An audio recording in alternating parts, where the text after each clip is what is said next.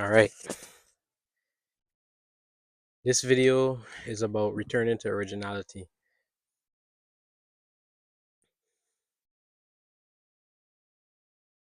The more I process and I go through, um, especially with this energy that is coming in right now, it has been coming in for a while. This hasn't been. This ain't nothing new. This is something that has been going on for a very long time. A lot of people have been going through their own process, and I've been going through mine for many years. Um, in my first I would say my first awakening. This part of it feels like a second awakening. uh, and so it's just different layers. We're just moving into different parts of ourselves on, I would say, unsheathing or removing certain layers of personalities or personas that we thought were ourselves and returning to originality, to our original selves, right? Us free from the layers of trauma that we may have gone through in the past and develop personas or behaviors, certain behaviors that we then took on and thought them to be us as ourselves and presented it to the world a certain way. And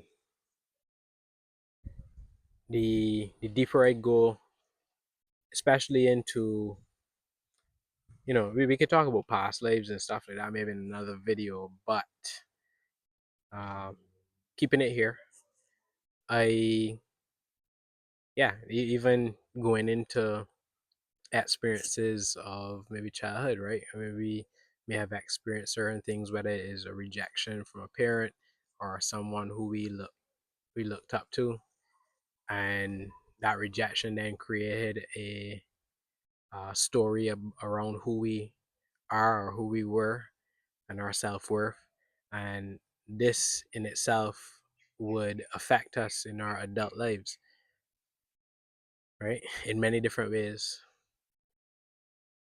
And yeah, and especially during these times it will come up, especially during these times, because of how everything is. You may feel the energetic pressure right now building on your actual physical body in the form of certain ailments, certain illnesses, especially if they were maybe transferred or passed on through the DNA, through our parents, grandparents. It can happen in different ways, right? And uh, I call them imprints, right? I see them as overlaid. At times, I see them as pieces of technology. So this is in my mind's eye. I would see them as, it would appear to be like technology lodged onto a person's body, and it would have various representations, various meanings, right? Kind of similar to interpreting a dream. And the more you actually release a lot of these overlays that may be on the nervous system, right? Where the nervous system then takes on, because neurons together fires together, or neurons that fire together wire together. You get a familiarity of a particular behavior that then retraces itself with other frequencies of liked behavior, right? Which is why certain like minded people or certain people that have a particular frequency actually resonate together, right? And they link up together. You find others who are like you, right? At times you may find people who are opposite of yourself too in the uh on the surface level, but inside there's something also resonant with them as well that is similar, right, of a corresponding frequency, or at least I've found in my life, right? And so,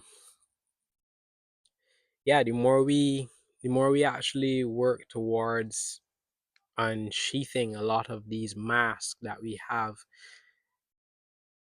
and sometimes the only way to actually do this is by, um, again, by being around those who trigger us, right? Or interacting with the things that trigger us. The triggers are they present opportunities for us to actually look at these things within us.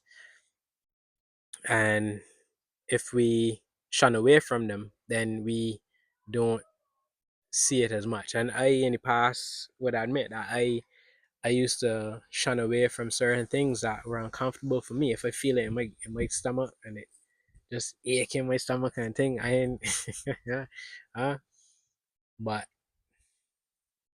at the end of the day, we do have to acknowledge these things, whether it comes now or it comes in the next. So for some people, it's 20 years, right? For some people, it's in, you know, maybe 40 years. Sometimes it's a lifetime, right? And there's no judgment on that. But um,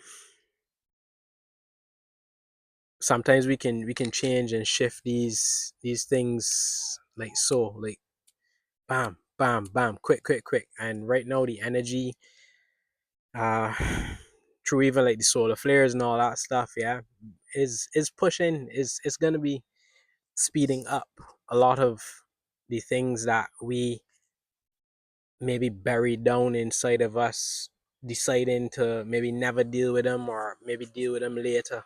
And these things aren't waiting for us.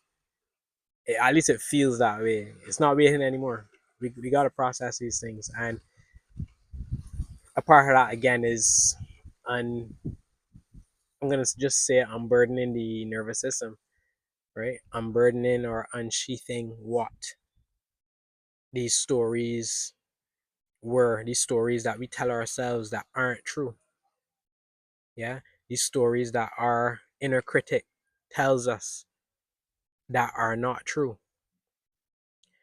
And as we do this, we begin to tap into the original architecture of our divine spark, the core purpose, the core or sole reason, the sole purpose of which we are here.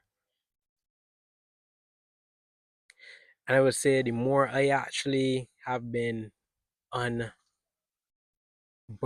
or unburdening my nervous system, I'm able to feel more and more what isn't me. Right? It's yeah, it's quite noticeable. The different patterns, the different behavioral traits that can be worked on, can be looked at. And so it's a lot easier to identify these feelings within the body, especially, and work through them, breathe through them. And with that, we unlock more of our gifts